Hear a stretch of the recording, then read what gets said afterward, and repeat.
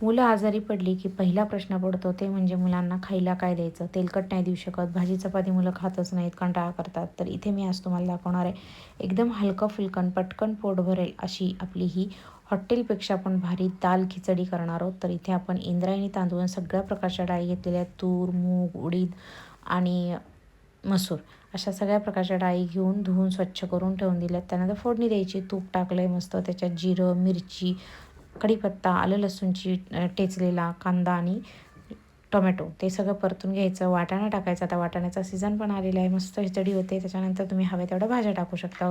मी गाजर टाकलेले आणि त्याच्यानंतर हे सगळं परतून घ्यायचं. हळद, मीठ टाकायची.